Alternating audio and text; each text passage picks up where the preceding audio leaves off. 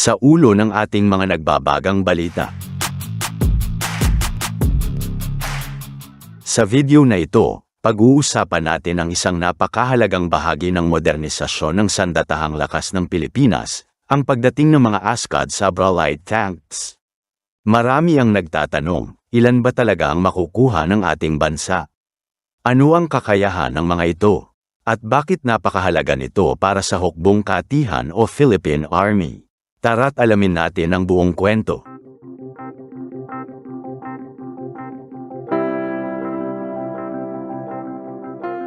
Matagal ng pangarap ng Philippine Army na magkaroon ng sariling tank capability. Sa loob ng ilang dekada, umaasa lamang tayo sa mga Armored Personnel Carriers o APC, gaya ng mga Simba at mga V-150 na ginagamit pa noong dekada 70 at 80. Bagamat matibay ang mga ito, limitado ang kanilang firepower at armor protection.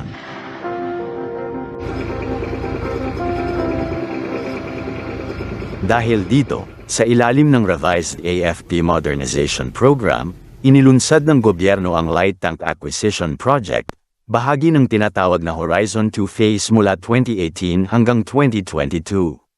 Layunin nitong bigyan ng tunay na tank force ang Philippine Army, mabilis, moderno, at sapat ang lakas para sa mga high-intensity ground operations. Pagkatapos ng masusing pagsusuri, inaprubahan ng Department of National Defense noong 2020 ang panukala ng Elbit Systems ng Israel. Ang kumpanyang ito ang napiling prime contractor dahil sa kanilang karanasan sa paggawa ng mga advanced land systems at electronic warfare solutions. Ang ginamit nilang disenyo ay ang ASCAD platform, na gawa ng General Dynamics European Land Systems, at ang Pander II, isa ring modernong armored vehicle na galing sa Austria.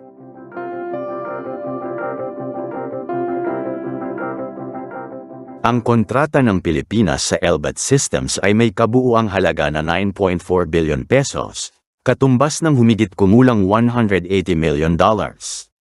Sa halagang ito, makakakuha ang ating bansa ng 28 unit ng Sabra light tank na hahati sa dalawang klase. Ito ang 18 units ng ASCAD Sabra, tracked version, at 10 units ng Pander II Sabra, wheeled version. Ang ASCAD variant ang may Caterpillar-type tracks, kaya ito ang mas matibay at angkop sa mahihirap na terrain at bundok. Samantalang ang Pander II ay may gulong, kaya mas mabilis at mas madaling i-deploy sa mga kalsada at urban environments. Ang kombinasyon ng dalawang uri ay nagbibigay ng balanseng kakayahan, isa para sa heavy maneuver warfare, at isa para sa rapid deployment and mobility.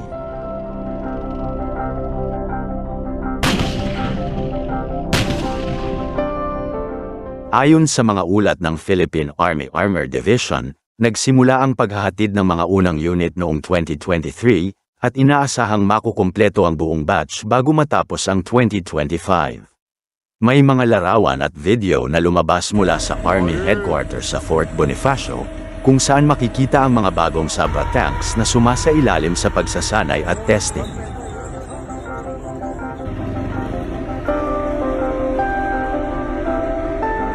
Ang Sabra light tank ay hindi basta armored vehicle lamang, ito ay isang makabagong tank system na may kakayahang makipagsabayan sa mga modernong labanan.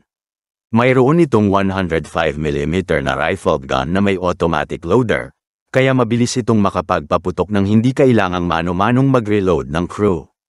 Ang kanya na ito ay may kakayahang magpaputok ng armor-piercing, high-explosive, at iba pang klase ng bala, kaya epektibo laban sa mga armored vehicles at mga fortified positions. Bukod dito, may state-of-the-art fire control system ang nasabing tangke na gawa rin ng Elbit Systems. Mayroon itong laser rangefinder, thermal imaging camera, at ballistic computer, ibig sabihin, kahit gabi o umuulan, kaya nitong makita at tamaan ang target ng eksakto. Ang armor protection naman ay modular, ibig sabihin, maaari pang dagdagan depende sa pangangailangan. Kaya nitong tiisin ang mga bala ng medium caliber weapons at may mine protection kit para sa mga IED o landmine threats. Sa loob naman, mayroon itong modern digital cockpit, may flat panel displays para sa gunner at commander, at integrated battlefield management system. Sa madaling sabi, smart tank ito, konektado sa mas malawak na command network ng Philippine Army.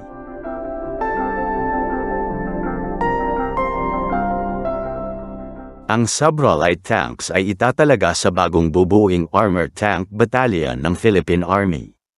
Ang unit na ito ay magiging pangunahing puwersa sa mobile firepower support, ibig sabihin, sila ang magbibigay ng direktang suporta sa infantry sa panahon ng labanan.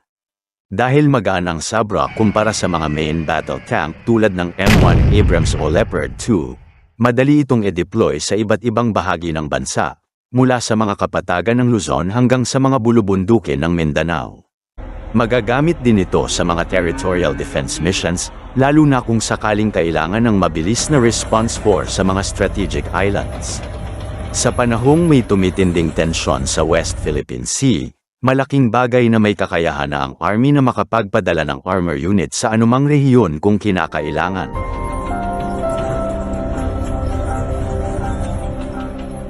Ayon sa mga opisyal ng DND, ang Sabra Light Tank Project ay proof of concept. Kapag napatunayang matagumpay, posible pang madagdagan ang bilang sa susunod na modernization phase, o Horizon 3. Ito rin ay mahalagang hakbang para sa pagbuo ng Combined Arms Doctrine, kung saan ang mga infantry, artillery, at armor units ay sabay-sabay kikilos sa iisang misyon, isang modernong konsepto na ginagamit ng mga hukbo sa buong mundo.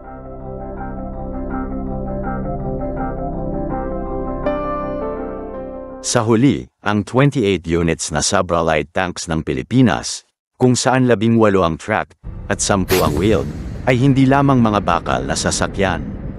Isa itong simbolo ng determinasyon ng bansa na patatagin ang sarili nitong depensa. Mula sa dating kakulangan sa armor capability, ngayon ay unti-unti na nating naaabot ang antas ng modernong hukbo na may kakayahang makipagsabayan sa mga karatig bansa.